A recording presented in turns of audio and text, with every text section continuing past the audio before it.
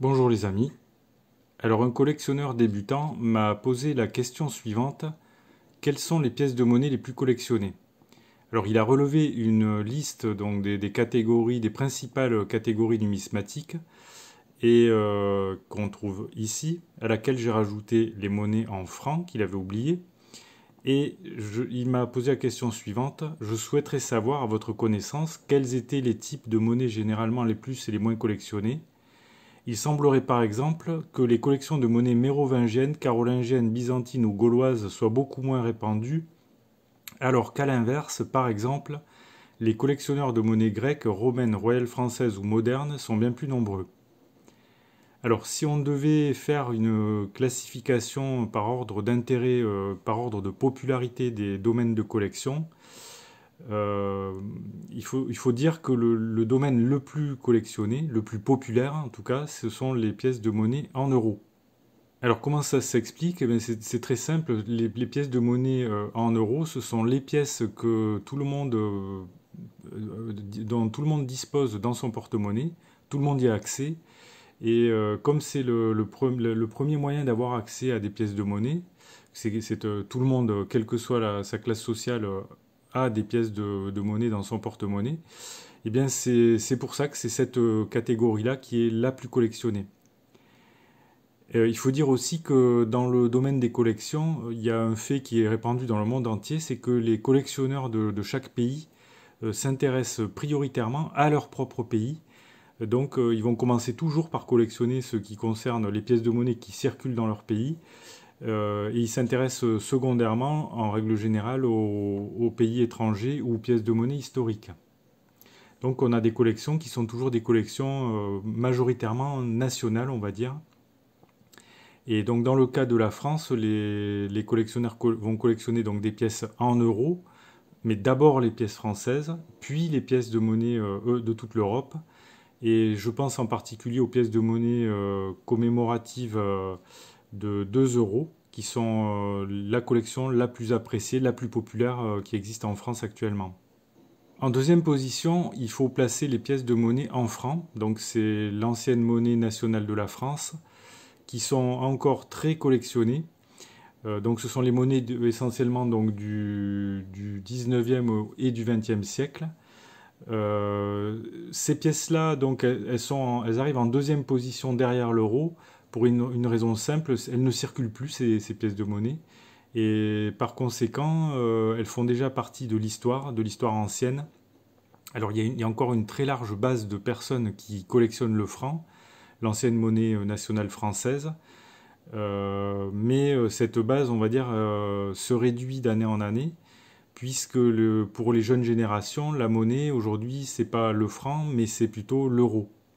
Donc en ce qui concerne les collectionneurs de pièces de monnaie en francs, en ce qui concerne leur sociologie, on va dire qu'il s'agit déjà de collectionneurs qui sont dans une tranche d'âge plus âgée, et peut-être est moins féminine aussi que pour ce qui concerne la collection de pièces de monnaie en euros.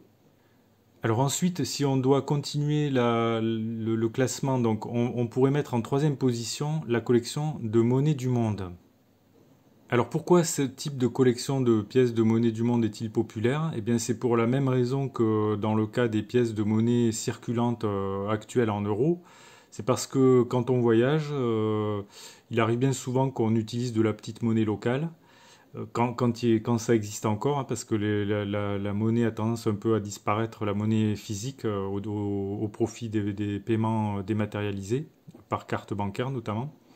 Mais bon, bref, quand on se rend dans un pays étranger, on a souvent, on utilise assez fréquemment donc des devises locales, des petites monnaies, des petites pièces de monnaie qui n'ont pas une très grande valeur, mais souvent les voyageurs conservent ces petites pièces, soit parce qu'ils savent pas quoi en faire, soit comme un souvenir, voilà, du pays qu'ils ont visité.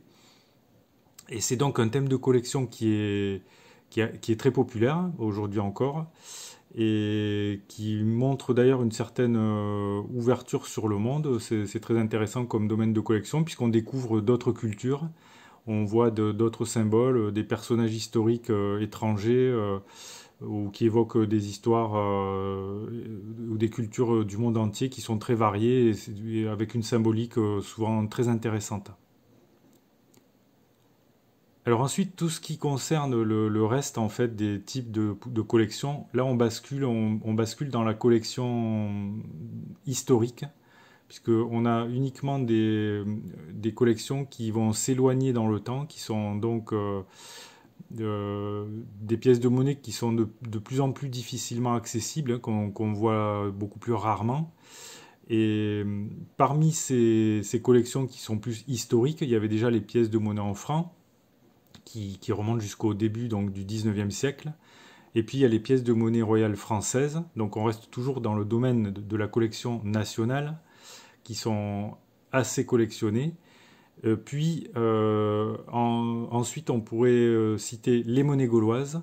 Là encore, on est dans le domaine de la collection nationale, puisque ce sont les monnaies qui ont été frappées en Gaule, donc sur le territoire de l'ancienne France, et qu'on retrouve encore notamment en ce qui concerne les trouvailles archéologiques, on va dire. Les prospecteurs savent bien qu'on trouve des monnaies gauloises en Gaule, hein, en France, quoi. Voilà. Donc c'est un thème de collection qui a connu un certain renouveau, grâce notamment à la prospection, grâce à la détection de métaux. Ensuite, parmi les monnaies suivantes, si on devait continuer donc ce classement, on pourrait mettre les monnaies romaines, puisque là encore, ce sont des monnaies qui se trouvent assez souvent, hein, dans le sol sur le territoire national. Mais il faut dire que la collection de monnaie romaine et la collection de monnaie grecque, c'est une collection qui est d'abord pratiquée depuis très longtemps. Les plus anciennes collections qui remontent à la Renaissance, hein, de monnaie gauloise, pardon, de monnaie grecque et romaine. Donc il y a plusieurs siècles d'habitude de collection. Mais c'est une collection, on va dire, ce sont des collections, les romaines et les grecques, qui sont très élitistes. Très intellectuelles et qui ne sont pas du tout aussi populaires que pourraient l'être les collections de pièces de monnaie en euros ou en francs par exemple. Alors en ce qui concerne les pièces de monnaie les moins collectionnées, on va dire que les plus difficiles à collectionner aussi, on va dire qu'on a les monnaies provinciales romaines, parce que ce sont des monnaies qui ont été frappées donc, dans l'Empire romain, mais pas forcément sur le territoire national, et qui demandent, ces collections-là demandent des connaissances quand même assez précises, assez pointues. C'est la même chose pour les monnaies féodales, les monnaies carolingiennes, mérovingiennes et byzantines. L'Empire byzantin a disparu à la fin du XVe siècle et il n'y a pas de collectionneurs nationaux de monnaies byzantines. C'est une collection qui demande qui demande des connaissances assez précises, tout comme les monnaies grecques antiques. Et en ce qui concerne les monnaies mérovingiennes, carolingiennes et féodales, alors les féodales, c'est un domaine de collection qui est, comment dirais-je, on trouve pas mal de monnaies féodales du XIIe siècle par exemple ou XIIIe siècle. Mais là encore, ce sont des monnaies qui sont difficiles à collectionner, qui ne sont pas très populaires parce qu'elles sont difficiles à comprendre. Ce sont souvent des monnaies qui portent des symboles très abstraits, difficiles à comprendre au premier abord. Et par conséquent, c'est une collection, les monnaies féodales, très spécialisée. Et en ce qui concerne les mérovingiennes et les carolingiennes, c'est encore pire parce que là, il y a peu de pièces de monnaie en circulation. Il y en avait déjà très peu à l'époque. Alors aujourd'hui, vous imaginez bien que pour les collectionner, c'est extrêmement compliqué. Il n'y a pas beaucoup de pièces. Et là encore, ce sont des collections qui sont très difficiles parce que elles demandent énormément de connaissances, en fait. Voilà. Donc voilà la réponse à la question. Quelles sont les pièces de monnaie les plus collectionnées? De très loin, les pièces de monnaie circulantes actuelles en euros, suivies par les monnaies en francs, puis par les monnaies du monde, puis par les monnaies royales françaises, et ensuite on bascule dans des collections beaucoup plus élitistes, beaucoup plus peut-être, on va dire internationales, en tout cas en ce qui concerne les monnaies grecques et romaines. Mais les collectionneurs de monnaie romaine et grecs sont assez peu nombreux quand même dans l'ensemble. Peut-être ils sont moins nombreux même que les collectionneurs de monnaie gauloises qui, qui sont assez nombreux parce que ce sont des monnaies qui ont été fabriquées sur le sol national. Et donc les monnaies gauloises sont quand même assez collectionnées aujourd'hui. Si le domaine des collections de pièces de monnaie vous intéresse, sachez que j'ai écrit un livre complet sur le sujet, dans lequel je traite tous les sujets dont je viens de parler là dans cette vidéo, et bien d'autres encore d'ailleurs. Donc le livre il est disponible à la vente sur Amazon, vous pouvez l'acheter si ça vous intéresse. Si vous avez des questions, des remarques ou des commentaires, vous pouvez les faire dans le fil de discussion sous la vidéo. Si la vidéo vous a intéressé, n'oubliez pas de cliquer sur le pouce j'aime. Et vous pouvez également vous abonner à la chaîne si vous ne l'avez pas encore fait. Comme ça, vous recevrez gratuitement des actualités sur les pièces de monnaie de collection. Je vous dis merci pour votre attention et à bientôt pour de nouvelles vidéos.